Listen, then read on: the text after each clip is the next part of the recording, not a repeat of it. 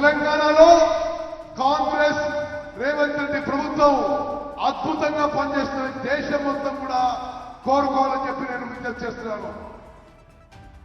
और मोदी जी हमेशा जहां सरकार कमजोर होती है उसको और दबाने की कोशिश करते हैं।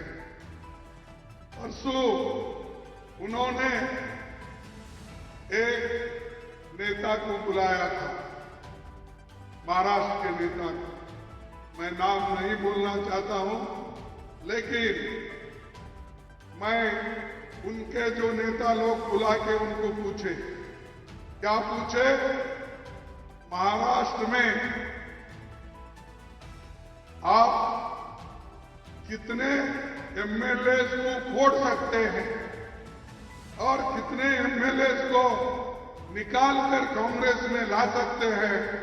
ये क्वेश्चन किसी एक सामान्य व्यक्ति ने नहीं पूछा, ये तो दिल्ली के बड़े नेता पूछे हैं। इसका मतलब यही है कि तोड़ो, जहां कहीं भी यूनिटी है, जहां कहीं भी एमएलए है, उनको तोड़ने का काम करते हैं।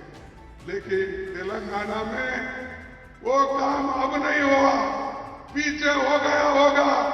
ये तेलंगाना, आज का तेलंगाना राहुल गांधी का तेलंगाना है, सोनिया गांधी का तेलंगाना है, और रेवंत रेड्डी और सारे हमारे नेता जो बैठे हैं उनका तेलंगाना की गवर्नमेंट है।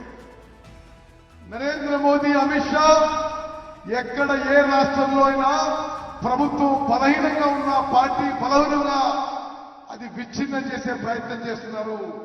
ఈ మధ్య వాళ్ళు మహారాష్ట్ర నుంచి ఒక నాయకుడిని పిలిచి మీరు ఎంతమంది ఎమ్మెల్యేలు తీసుకురాగలుగుతారు, ఎట్లా ఆ పార్టీని విడగొట్టరని చెప్పి అడిగిండ్రు.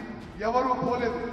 ఈరోజు తెలంగాణలో కాంగ్రెస్ పార్టీ బలంగా ఉంది. రేవంత్ రెడ్డి నాయకత్వంలో కాంగ్రెస్ పార్టీ నాయకులందరూ కూడా ఐకమత్యంగా ముందుకు పోవడం చాలా సంతోషం అని చెప్పి నేను మనం చేస్తాను.